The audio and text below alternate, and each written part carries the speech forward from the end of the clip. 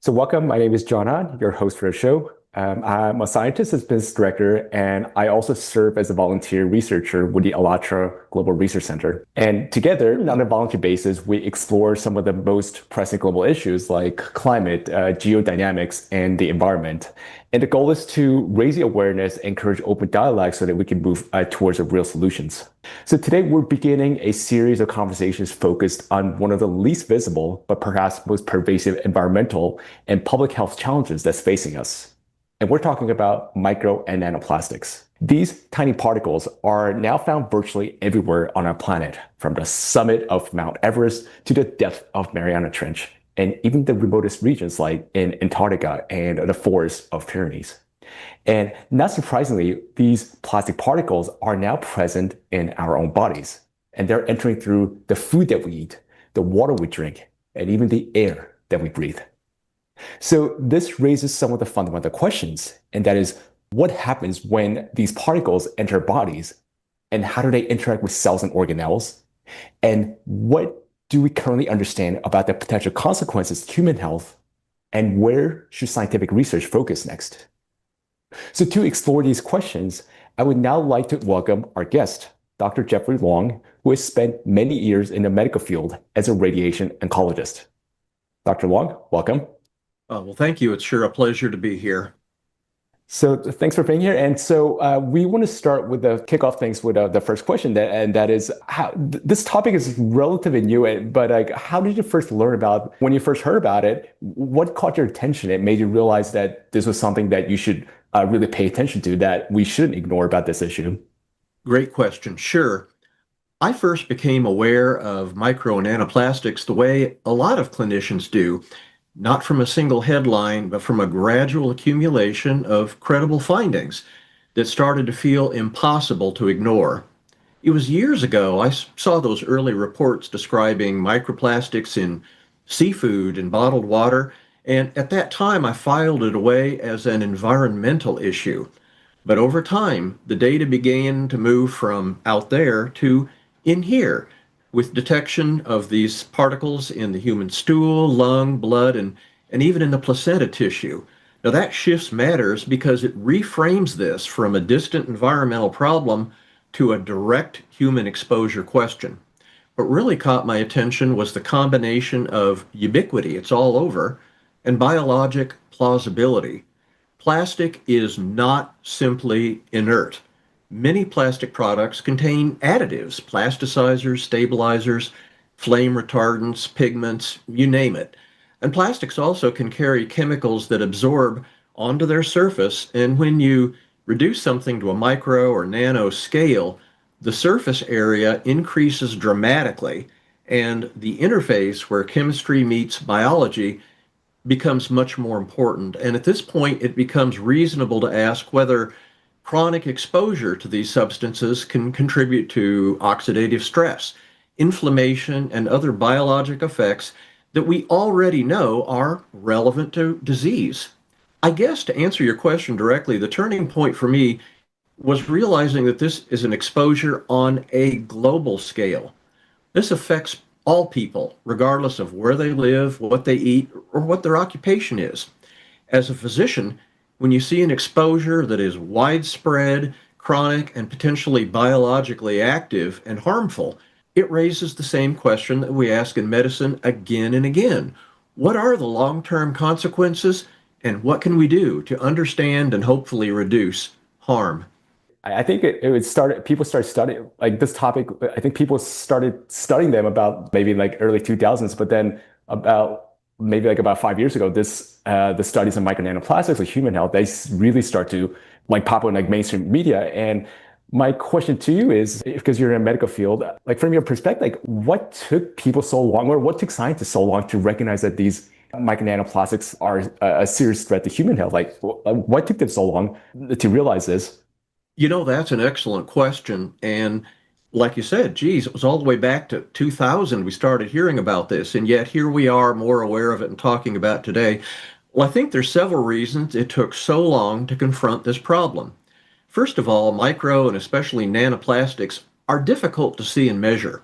For decades, routine environmental and biomedical testing simply wasn't designed to detect particles at these tiny sizes, or to distinguish these tiny particles from background contamination or identify polymer types reliably. Even now, results of these tests can differ depending on the method used. Variations in sample preparation, spectroscopy thresholds, and contamination controls, all these can change what is detected. Bottom line, when measurement is hard, recognition is slow. But I think number two, and importantly, plastics were widely assumed to be relatively inert. Public discussion focuses on visible pollution. I mean, bags, bottles, ocean debris, fibers generated through wear and tear, the sort of nanoparticles really were lagging behind in the healthcare conversation because we really couldn't see them as obviously as other types of evident pollution. And so it wasn't immediately obvious. So, yeah, we were slow to pick up on this. But I think, thirdly, the science has been siloed, if you will. Environmental scientists, analytical chemists, toxicologists, clinicians, and epidemiologists, each one of those areas of scholarly interest have held different parts of the puzzle. It really takes time and sustained funding to build the bridges needed to connect these environmental measures to human exposure and then to tissue distribution and then to biological effects. And then finally, and most importantly, to clinical outcomes. But lastly, establishing causality is difficult. Now, many of the diseases we worry about, cardiovascular disease, neurodegeneration, endocrine disruption, and certainly cancer risk, they're all multifactorial. And when you have a cause of these illnesses, they unfold in manifesting the diseases over many years. So establishing that a ubiquitous exposure contributes meaningfully, that requires large, careful studies. The field, thank goodness, is now accelerating because detection methods have improved and because the first wave of human findings have now made this question impossible to dismiss. Well, yeah, but you know what's interesting is I hope this encourages research. For example, it seems like the simplest study in the world would be to study populations where there's greatly increased, nanoplastic environmental contamination, if you will, and compare that to populations where there's far less nanoplastic environmental exposure and just, try to get some correlations and try to see if we can, and of course that would be correlation, but try to make that difficult connection between correlation and causality. So, there really needs to be a lot more of even straightforward epidemiological studies, which would really help point us in the direction of studies to help nail down how concerned we should be and certainly what we can do about it. Yeah, I'm glad that things are accelerating in the right direction. It's certainly very important. And another question I had was that even for myself, I constantly mix up intentionally or unintentionally. I constantly use microplastics and nanoplastics. Sometimes I use them together. Sometimes I use one or the other. So from your perspective, what besides the size? Like microplastics are those less than essentially from micron to 5 millimeters. The nanoplastics are those less than 1 microns. What are the key differences between them? I mean, why does it matter? What does the size difference matter biologically? Is one concerning more than the other? Should we care about the size? Another great question. I too was confused about the nomenclature regarding size. I want to emphasize that size is not just a technical detail. It changes how these particles behave in the body. Now, microplastics are larger particles, and the size that's commonly discussed ranges from about 1 micrometer up to 5 micrometers, and they can still be ingested or even inhaled. Now, many will be likely eliminated from the body when they're ingested or inhaled, but some of these microplastics can be retained, especially if they lodge in the mucous membranes, the airways, or the intestinal tract. Microplastics also can carry as carriers for additives and for chemicals that they pick up from the environment. Nanoplastics, speaking of size, are smaller. They're often described as being below 1 micrometer and sometimes even way smaller than that in the size range of tens to hundreds of nanometers. Now, at that tiny, tiny scale, a few things happen that are biologically important. They can be taken up more readily by the cells in the body through what we call endocytosis, and they can act directly within the cell membranes, and in principle, they may cross biological barriers more easily. For example, the blood-brain barrier, the placental barrier, or in the lungs, the alveolar capillary barrier. Their surface area relative to their mass is vastly higher than nanoplastics, which can increase reactivity and the likelihood of interacting with proteins, membranes, and the bodily intracellular structure. So, from a medical perspective, nanoplastics are especially concerning because they're harder to measure, meaning we may be shockingly underestimating our exposure to them, and because their small size makes them more likely to interact at the level where disease begins. That's oxidative stress, inflammation, mitochondrial disruption, and potential effects even on the DNA integrity and cell signaling. These are some serious biological effects. Now, certainly microplastics matter too, but nanoplastics, I think, in my opinion, raises the stakes even higher because they potentially access biologic compartments of the body that larger particles cannot.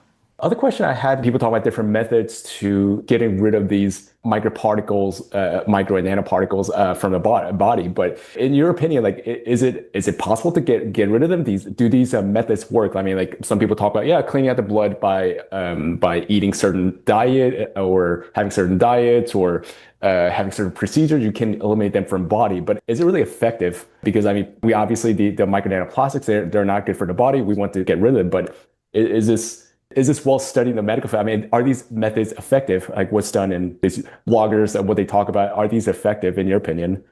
The big picture here is environmental contributors to cancer risk. Now, in oncology, my medical specialty, we're familiar with the idea that cancer often emerges from a combination of genetic susceptibility and cumulative exposures over time. Some exposures in the environment are obvious. I mean, tobacco, smoke, and certainly certain environmental chemicals and ionizing radiation. But others are subtler and operate through known pathways like chronic inflammation, oxidative stress, endocrine disruption, immune dysregulation, and interference with normal cellular repair. Now, micro and nanoplastics are concerning because they interact with several of those pathways in very plausible mechanisms. These particles themselves can provoke an inflammatory response, particularly when inhaled or when they interact with the immune cells. Inflammation and oxidative stress can increase the genomic instability and alter cellular signaling. Now, in addition, the nanoplastics can contain or carry endocrine or disrupting chemicals or other additives, and that can certainly influence hormone-sensitive tissues or immune function. Now, another observation that's generated interest medically are reports of plastic particles in human tissues and in some studies, even within tumor with cancer specimens. Now, I want to emphasize the responsible scientific stance here is to be cautious. Finding particles in cancer tumors doesn't prove that they cause the tumor. Tumors are biologically unusual environments. They can have leaky vasculature, altered lymphatics, and high metabolic activity. So it's also possible that these cancers preferentially accumulate circulating particles, like nanoparticles. The key question here is whether exposure to microplastics nanoparticles meaningfully increases risks, and if so, through which pathways and in which tissues. So my perspective as an oncologist is the hypothesis that micro and nanoplastics could contribute to the cancer risk absolutely biologically plausible, but we really need stronger evidence to quantify how much they matter relative to other exposures and to identify which tissues and pathways are most affected. Yeah, I think this cancer is a pretty tricky topic because we don't really, even like without micro nanoplastics, it's a pretty, like, we don't really understand it very well. And that you complicate things with micro nanoplastics and people are finding, oh, by the way, there's more micro nanoplastics in like tumors or atherosclerosis, in plaques, like, oh, like what's going on? Like it's very hard to link because we don't even understand the whole, like this diseases. So like I guess it's a very difficult topic to like uncover since we don't even know very well, even without micro nanoplastics. So, right, you're a radiation oncologist, and obviously you've spent many, many years thinking about how these, various external agents, including microplastics, interact with different biomolecules like DNA, proteins, cells, and tissues. So, now knowing a little bit about micro nanoplastics, how did it change the way you think about the cancer biology or cancer risks? Yeah, no, again, great questions.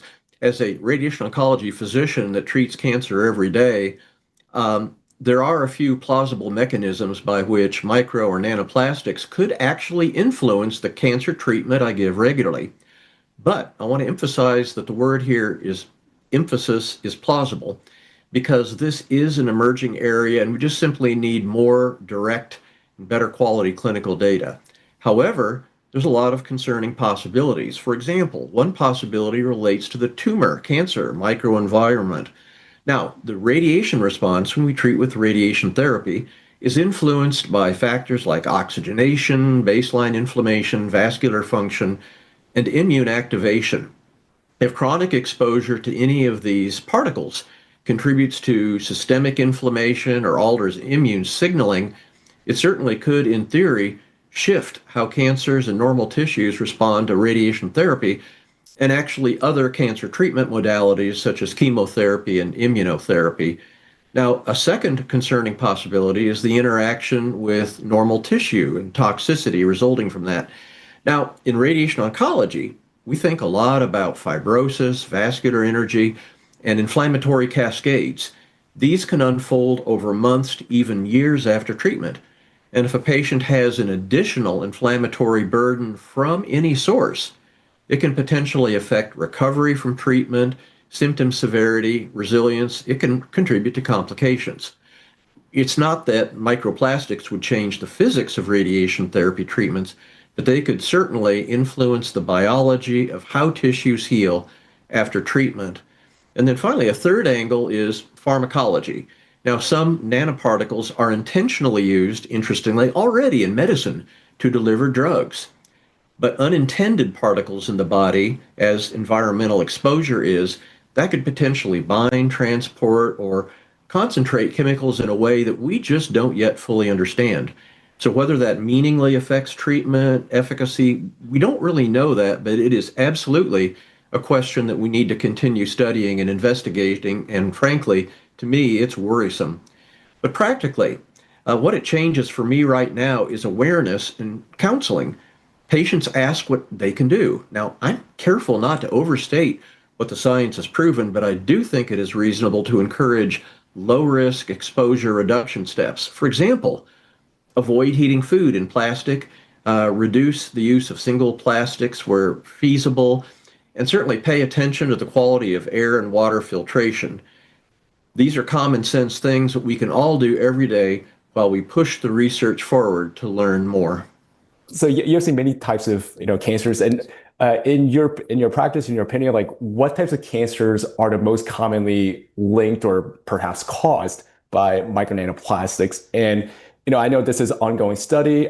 In your opinion, why is micro nanoplastics found more in tumors? I mean, like people linked, for example, like micro nanoplastics to tumors because like more of these micro nanoplastics are found in tumors. So again, it's not the causality, but is it that the micro nanoplastics are attracted to these tumors, or is it that the micro nanoplastics are there in malignant cells and then they develop on tumors? I know this is an ongoing study, but yeah, I just want to get your opinion, what you're thinking personally on these issues.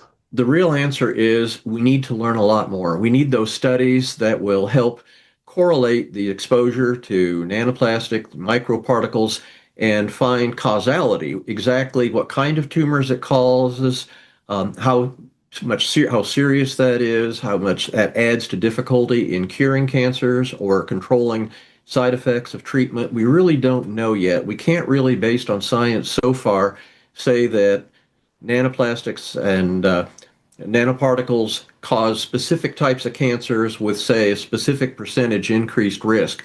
But we do know there's a lot of concerns based on how they interact with the body, causing that inflammation, bringing in other chemicals from the environment, including chemicals from the environment that we know cause cancers. So I'm very concerned about that. Many clinicians like myself are very concerned about that, but we just simply need to have more information, more studies before we can answer these very critical and frankly, potentially life-saving questions.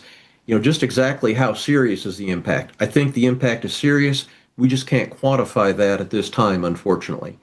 I mentioned this earlier that these studies are relatively new, and you obviously recognize that micro nanoplastics it could be a potentially big issues in your field. So, from your perspective and from your experience, how is the broader medical community responding to this? Are your colleagues in this field, are they generally aware of the issues with micro nanoplastics? So, are they skeptical, or are they cautious, or they're doing something proactively?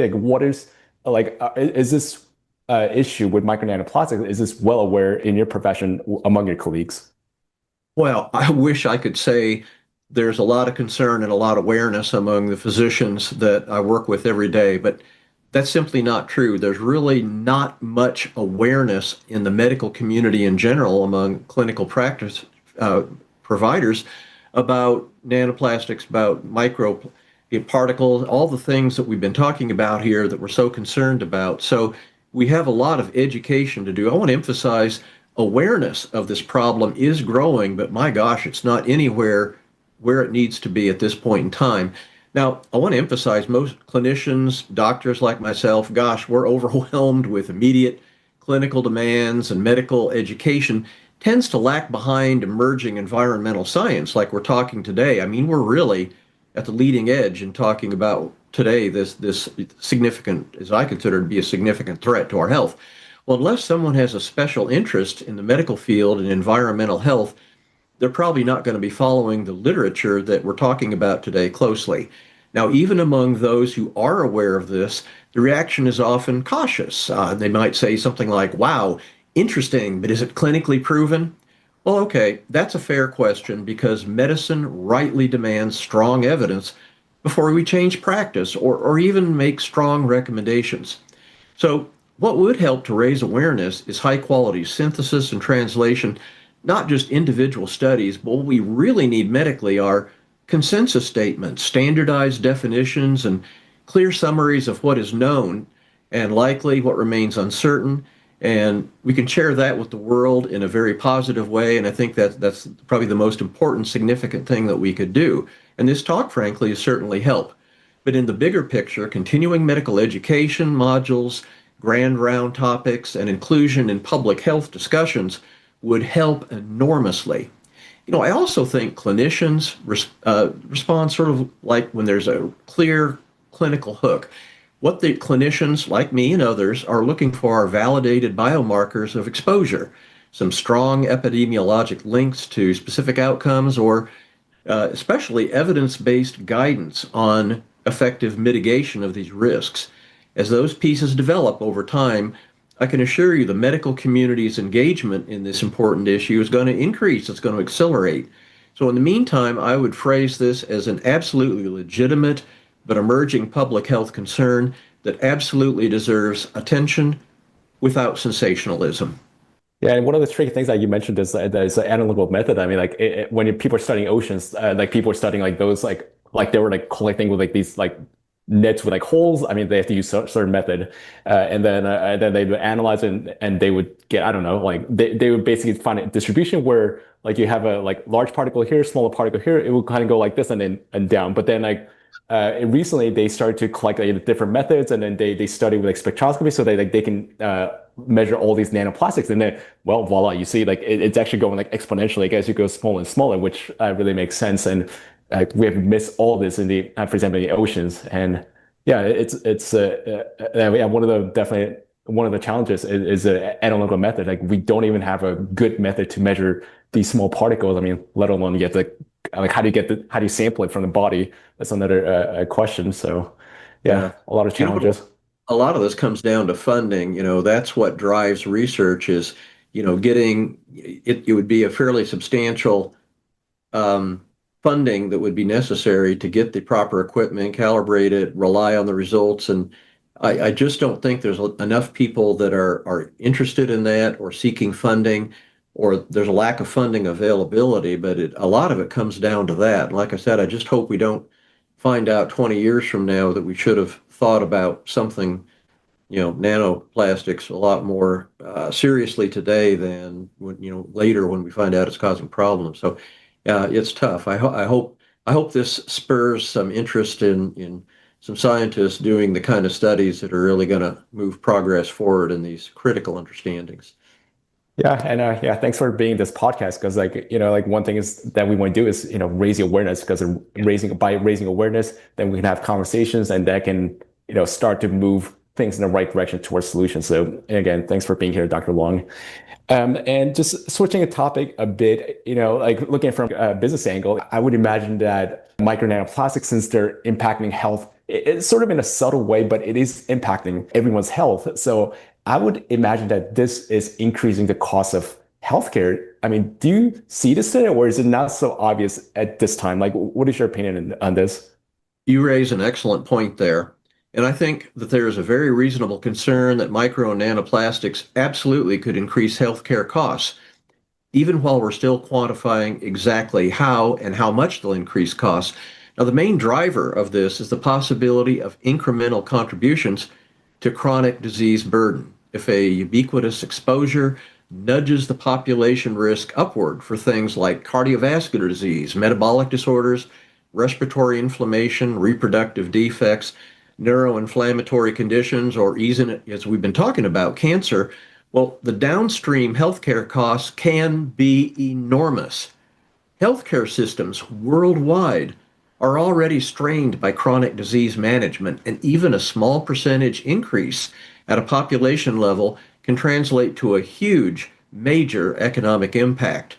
Now, there's also the cost, as we think about healthcare costs, of diagnostic complexity. When, as so often happens, patients present with nonspecific symptoms, fatigue, inflammatory syndromes, worsening asthma, unexplained gastrointestinal issues, clinicians often pursue extensive workup and expensive workups.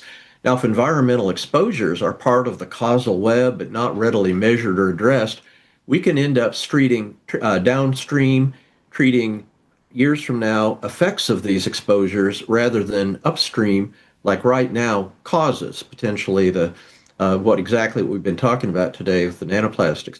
Now, from a business and system standpoint, prevention is usually the best way to control costs by far. If improved standards and safer materials and better filtration, reduced exposure, if that can lower long-term disease risk, that is not only a major cost saving strategy for healthcare, but it also helps save health, it also helps save lives, and it's going to be the most cost-effective approach that we can do at this time today. So I would have to emphasize that we still need the science to define where the greatest risks are and what interventions, what things we can do today that would be most effective. Yeah, again, this is why we're having this podcast. We would like to have this information as wide as possible because we want to raise the awareness because that's the first step towards this solution. And, to this episode, I want to ask you a final question. That is, given what we know currently about micro nanoplastics and what we still don't know, what would you like to see happen next, both for the scientific community and for the society more broadly? Oh, absolutely. That's so important. What I'd like to see most next is a focused, coordinated effort that moves us from detection and concern of these particles to measurement, causality, and ultimately mitigation, reducing the risk. For the scientific community, a few priorities stand out. First, we need standardized methods. There needs to be a scientific agreement on the definitions for micro versus nanoscale, validated laboratory protocols, and rigorous contamination controls. So when we get the results of these studies, they can be comparable across different studies. Second, we need more exposure assessment that is meaningful clinically, reliable measures of what people are actually taking in through everything that we encounter in our daily lives: air, water, diet, consumer products. And we need to find out how that correlates with the biomarkers in the blood and the tissues. But thirdly, we need mechanistic work that connects the exposure to the biologic effects. What's happening? There's so much that we need to know at the level of inflammation, oxidative stress, immune signaling, endocrine pathways, cellular injury, along with what we really need, very importantly, critically at this time actually, is well-designed longitudinal studies. We follow people for years, and that can help address these critical issue of causality and dose response to these particles. But for society more broadly, I think we need a balanced approach. We certainly need to, effective today, reduce unnecessary plastic use, improve waste management and filtration, and incentivize materials and manufacturing processes that do not fragment into these persistent biologically active particles. The goal here is not to panic. The goal here is, starting today, risk reduction based on evidence, if you will, and common sense. But finally, we certainly need better communication. This podcast is extremely important. The public absolutely deserves clarity about what is known and what is not. So if we can continue to educate the public, just like we're doing right now, and push forward to align scientists, clinicians, policymakers, and responsible industry around transparent data and practical steps, we, you, me, everyone watching this video, all of us, can make real progress. This is exactly the kind of an issue where a clear strategic vision, shared messaging, and sustained support can accelerate the path from research to very positive, life-enhancing, real-world solutions. I can't think of, right off the top of my head, of a more difficult research topic than what we're talking about right now. Given how, I kept saying, how ubiquitous it is, how it's so widespread. I mean, there's nothing, you're not going to find a human on Earth that has not been exposed to nanoplastics. So that's going to be a real challenge. And yet it's so important. I hope we don't start seeing a lot more cancer, cardiovascular disease, worsening of chronic health conditions, and then find out 20 years from now it was causal with nanoplastics, and we just didn't start the studies today. So I hope this creates awareness and hopefully moves the needle forward in understanding what the impact of these things are and what we can do about it today. Great. Thank you so much for sharing your insights and perspectives today, Dr. Long. And it was really truly a pleasure to have you on the show, and we'll welcome you back in a future episodes. So thanks so much for being here. And to our listeners, thank you for tuning in. And understanding and solving the global issues like micro and nanoplastics begins with the conversations like this one. So if you're interested in learning more, I encourage you to watch the recent documentary. It's called The Nanoplastics Threat to Life. And by the way, which Dr. Long and I have both participated in. You'll find a link in the description of this episode. So until then, thank you for tuning in, and until next time. That will be fascinating. I'll look forward to it. And I'll learn a few things listening to the other speakers too. So super. All good. The intestine is not just a digestive organ. About 70% of the cells in our immune system are concentrated there, which means its condition directly affects the protection of the entire body. The intestine is also the body's second brain. Its walls contain about 500 million neurons that are directly connected to the central nervous system. This connection is called the gut-brain axis. The gut and the brain are connected through the vagus nerve. It is like a direct phone line through which they constantly exchange messages. The brain gives commands to the intestines on what to do, and the intestine informs the brain about their condition. A key role in this communication is played by the microbiota, 100 trillion beneficial bacteria. They produce substances capable of both calming and irritating the nerve endings in the intestinal wall, including those of the vagus nerve. Charged micro and nanoplastics disrupt the balance of gut microbiota. Beneficial microorganisms die, while pathogenic ones begin to multiply actively. When this happens, the communication between the gut and the brain becomes distorted. When nanoplastics enter the intestine, it triggers a vicious cycle of destruction. The damage that begins in the intestine leads to systemic malfunctions throughout the body. The digestive, immune, nervous, and endocrine systems all suffer. This accelerates the body's aging process and increases the risk of serious diseases such as irritable bowel syndrome and inflammatory bowel diseases, allergies and autoimmune diseases, depression, anxiety and cognitive disorders, obesity and diabetes, cardiovascular diseases, neurodegenerative diseases, such as Alzheimer's and Parkinson's. Researchers from the University Medical Center Utrecht discovered that immune cells exposed to nanoplastic die 3 times faster than those that are not. Such accelerated death of immune cells severely weakens immunity and reduces the body's ability to fight infections. This contributes to the spread of inflammatory reactions throughout the body. Scientists from Zhengzhou University and Henan Cancer Hospital in China have found that nanoplastics penetrate even into the bone marrow and the thymus, the organs where blood and immune cells originate and mature. The bone marrow performs 2 key functions. On the one hand, it is a blood cell factory, where red blood cells, white blood cells, and platelets are formed. On the other, stem cells of the bone marrow play a role in regenerating bones, cartilage, muscles, and fat tissue. The impact of nanoplastics on stem cells means damage to the very foundation of regeneration. First, blood formation worsens. Anemia can develop due to a lack of red blood cells. Immunity decreases due to fewer white blood cells.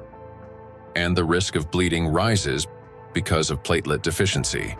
Second, damage to bone cells makes bones more fragile, increasing the risk of fractures and slowing their recovery. Nanoplastics not only destroy the immune system, but through its electrostatic charge, they also create conditions for the reproduction and resilience of pathogens. A study from the University of Illinois showed that positively charged nanoplastic particles increase physiological stress in gut bacteria such as E. coli, making them more pathogenic. The electrostatic charge plays the decisive role here. It is what increases the pathogenicity of microorganisms. At the same time, nanoplastic particles without electrostatic charge did not cause physiological stress in bacteria, and their danger to humans did not increase.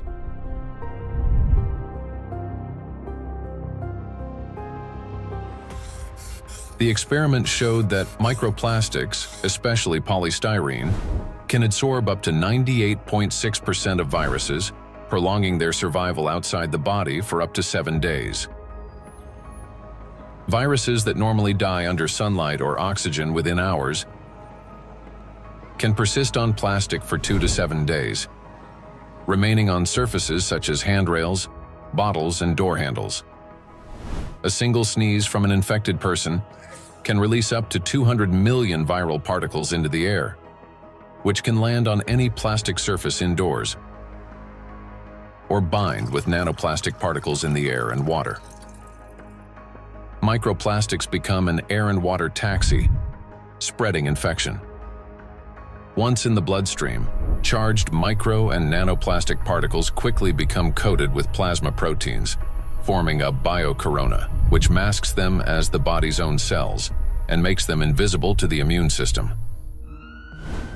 In 2019, antimicrobial resistance was directly responsible for more than 1 million deaths, with nearly 5 million additional deaths linked to related complications. Studies in 2025 show that plastic helps bacteria develop resistance to antibiotics, driving a crisis that medicine is increasingly unable to control. Why? Because plastic is the perfect platform for bacterial growth. On its surface, they easily form biofilms, a dense protective layer shielding bacteria from sunlight, drying out, immune system attacks, and, most importantly, from antibiotics. Just like viruses, bacteria can survive on plastic longer than on other materials, sometimes for 3 days or more. This makes microplastic an efficient carrier of dangerous microbes through water, soil, and food. Paul Dabzak, PhD in water chemistry and microbiology, researcher at Center for Research in Exact Sciences and Engineering at the Bolivian Catholic University San Pablo, notes that the presence of biofilms on microplastics makes them even more dangerous. In the laboratory, we study how microplastics interact with metals and microorganisms. We observe that microplastics can adsorb metals through both physical and chemical sorption processes, and that this ability increases in the presence of bacterial biofilms that develop on the surface of the particles. These interactions depend on the type of plastic and the size of the particles, which alters their electrostatic charges. This causes microplastics to act like a magnet, attracting even more contaminants to their surfaces. In laboratory conditions, researchers from Boston University found that when bacteria come into contact with microplastic, they activate a special metabolic process linked to electron transfer. Simply put, plastic particles can share electrons with bacteria, acting as a kind of power bank for them. This process is called extracellular electron transfer. It gives bacteria extra energy, which first of all, makes them stronger, helps them divide faster, mutate, and build resilient multi-layered biofilms that block antibiotics from penetrating. Secondly, this extra energy directly accelerates antibiotic resistance. What's worse, even after plastic was removed from the experiment, bacteria retained their new properties. They mutated, became more resistant, and continued forming strong biofilms on other surfaces, even without plastic support. This means plastics may accelerate the rise and spread of the so-called superbacteria that are resistant to drug treatment. According to WHO estimates, by 2050, antimicrobial resistance will claim 10 million lives every year. Meanwhile, new antibiotics are being developed far more slowly than bacteria evolve. So think about this.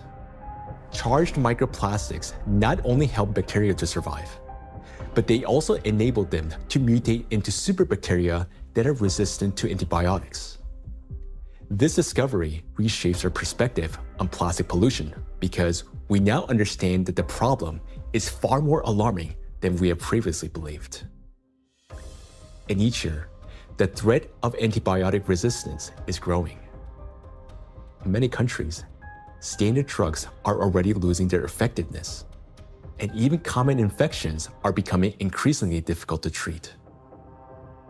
If this trend continues, antibiotics could soon become entirely useless.